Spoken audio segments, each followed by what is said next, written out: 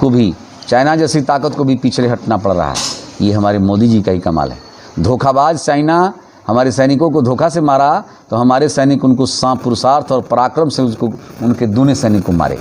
यह अवसर आपको यदि देखने को मिल रहा है तो आदरणीय मोदी जी के नेतृत्व में देखने को मिल रहा है। दूसरा कोई नेता होता तो नहीं मिलता। जी, अभी एक विकास दुबे को जो अभी इनकाउंटर में मारा गया, वहीं जब इनकाउंटर में मारा गया तखलीक जी का ये बयान आ रहा है, भाजपा के तमाम बड़े नेतृत्व नेता हैं उनके साथ मिले हुए इसलिए उनको मार दिया गया था, उनकी राज ना खुला होता।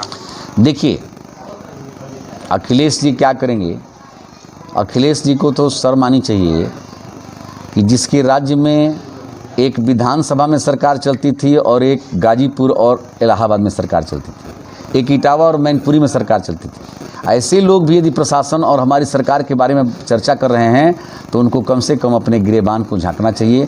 जब पैरेलल सरकार चलती थी, वसूली होती थी और रंगदारी टैक्स वसूला जाता था, कौन सा ऐसा महीना और कौन सा ऐसा दिन होता था जिस दिन जो है व्यापारियों का अपहरण और व्यापारियों पर गोली नहीं चलती थी। लेकिन आज गोली चलाने वाले खुद जो है गोली के डर से जेल में कैद किए हैं और नहीं तो अपना राम राम सत्य की तैयारी कर रहे हैं, राम नाम सत्य की तैयारी कर रहे हैं। तो ये इस क्षेत्र में तो हमारी सरकार को अब कहना ही नहीं, ये कैजुअलिटी है।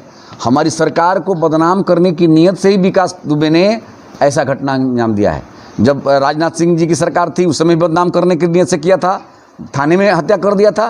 तो आप कल्पना करिए कि सरकार को बदनाम करने के लिए ही और प्लानिंग के तहत विपक्षियों ने योजना बना करके सरकार को बदनाम करने की नीयत से उसको उकसाया था और इस घटना को अंजाम दिलवाया। और यह तो संजोग की बात है कि पुलिस ने जो है जैसा किया था वैसा पाया, नहीं तो वास्तव में यदि होता तो तमाम सपाहियों के संरक्षण जो पाए थे उसका राज खोलता। हम लोग को, मेरे जैसे आदमी को तो खुद इस पर दुख है कि चूंकि रिवॉल्वर छीन करके भागने लगा तो स्वाभाविक है कि पुलिस मारेगी, नहीं तो जीवित रहता तो इनका राज खुलता, हम लोग का क्या राज खुलता। कोई भी भाजपा का ऐसा नेता नहीं है, कोई भी भाजपा का ऐसा नेता है मेरे भाई जो गुंडा और मवाली से संपर्क रखता हो। और जोगी जी के राज्य में तो अपराधी को या तो जेल नहीं तो भगवान का दरबार, दो ही रास्ता है।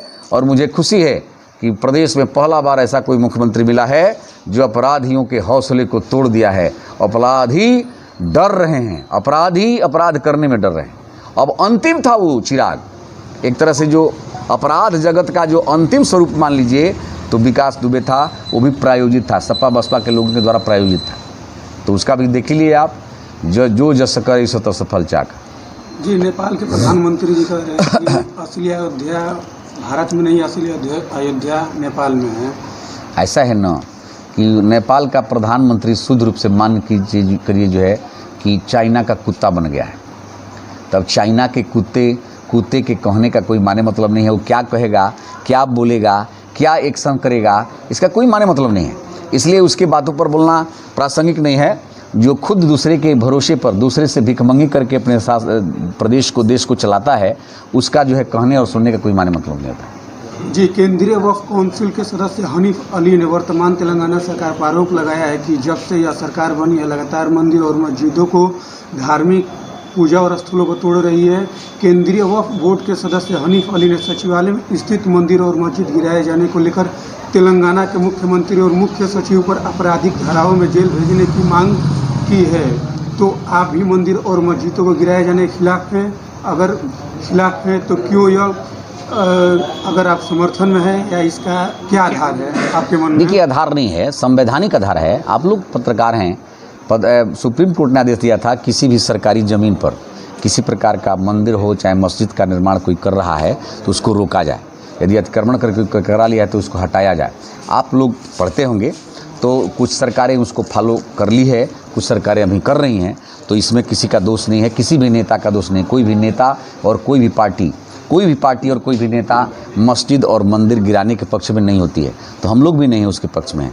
लेकिन अब सुप्रीम कोर्ट संवैधानिक पीठ है, सुप्रीम कोर्ट के आदेश के पालन में जो भी करना पड़े सरकार को करना पड़ता है।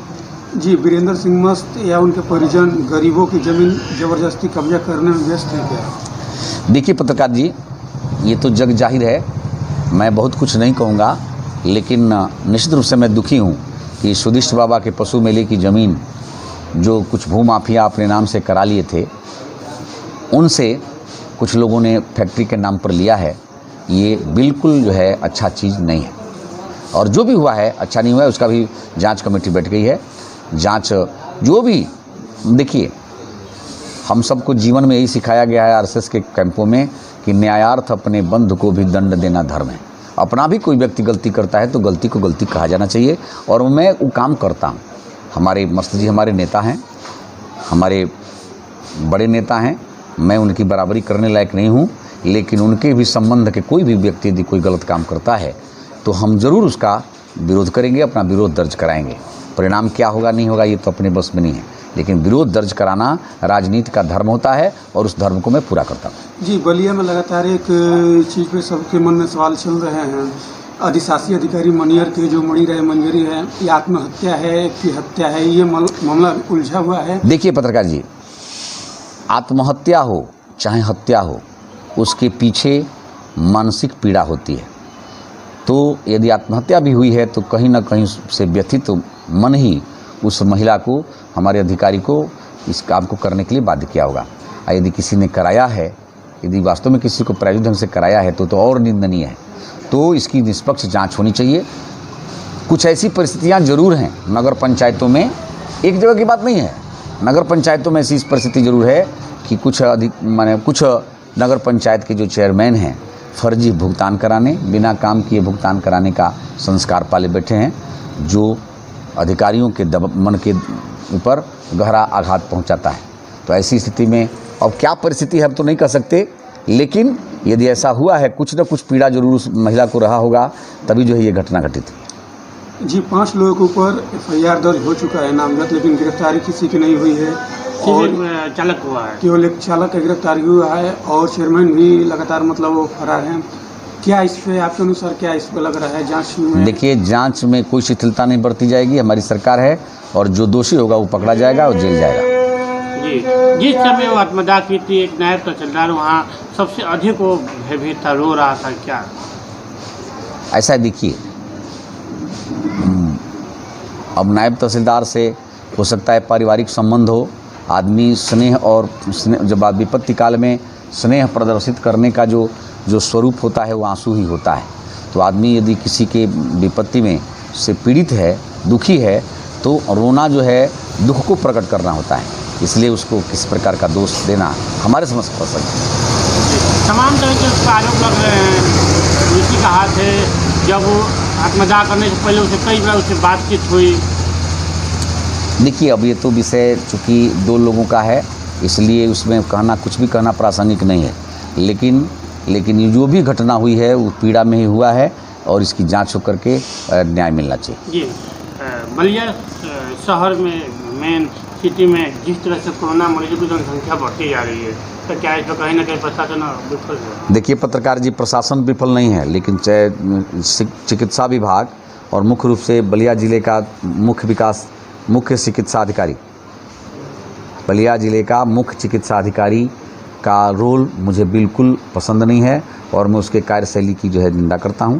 वो क्वारंटाइन सेंटर में उससे भी मुझको फ़ोन आता है बराबर कि यहाँ ये नहीं है, सामान्य पशु जैसा व्यवहार कर रहे हैं सब, ये अच्छा चीज़ नहीं है। जबकि एक मरीज पर माने हज़ारों रुपए का खर्च सरकार का आता है, लेकिन व्यवस्था न देना ये सीएमओ का भूल है और स्थानीय प्रशासन की त्रुटि कही जाएगी। जी, फेफना के लोन अस्पताल से एक वीडियो वायरल हो रहा है कि वहाँ से अभी हम लोग गए थे कवरेज करने के लिए, वहाँ के लोगों ने आरोप लगाया जो भी कोरोना संक्रमित मरीजों हैं कि हम लोग के यहाँ कोई सुविधा नहीं मिलता है, ना खाने का अच्छा सुविधा है, ना दवा है, ना गर्म पानी मिलता है, ना गर्म खाना मिलता है। हम लोग कैसे स्वस्थ हो पाएंगे कोरोना? वहाँ कर्मचारी को भी कहना हमको तक नहीं मिलती। देखिए पत्रकार जी, इसको स्वीकार करने में मुझको, वो यदि ऐसा आरोप लोग लगाए हैं, मुझको स्वयं भी फ़ोन पर लोगों ने बताया है, मुझे दुख है। मैं स्वयं भी क्वारंटाइन सेंटर पर जाऊंगा निगरानी करने के लिए, और इसका टोटल मैं दोषारोपण कर रहा हूं तो मुख्य चिकित्सा अधिकारी का है, और स्थानीय अपने जिला अधिकारी महोदय को भी इस पर ध्यान देना चाहिए, क्योंकि यह विपत्ति काल राष्ट्रीय विपत्ति है। राष्ट्रीय विपत्ति में अधिकारी का धर्म है कि हमारे संसाधनों का अधिकतम उपयोग पवित्र भाव से हो सके जनता में, लेकिन ऐसा नहीं हो रहा है तो दुख की बात है। लेकिन कोरोना से अभी तक लोग गंभीर नहीं हो पा रहे हैं, लेकिन जहाँ भी कोरोना संक्रमित पाए जा रहे हैं वहाँ के 250 मीटर एरिया तो सीज कर दी जा रही है और वहाँ से लोगों को नहीं निकलने दिया जा रहा है। लेकिन जहाँ पे कोरोना संक्रमित मरीज है वहाँ के परिजन उनसे जाकर मिल रहे हैं, रस्सी द्वारा सामान दिए जा रहे हैं, लिए जा रहे हैं। इस पर ना कोई वहाँ प्रशासन की ड्यूटी है, लेकिन यह जिम्मेदारी किसकी बनती है? देखिए पत्रकार जी, सब्सक्राइब करें इंडिया टॉप न्यूज चैनल और बेल आइकन दबाना ना भूलें। इंडिया टॉप न्यूज अपने क्षेत्र की खबरें सबसे पहले पाएं।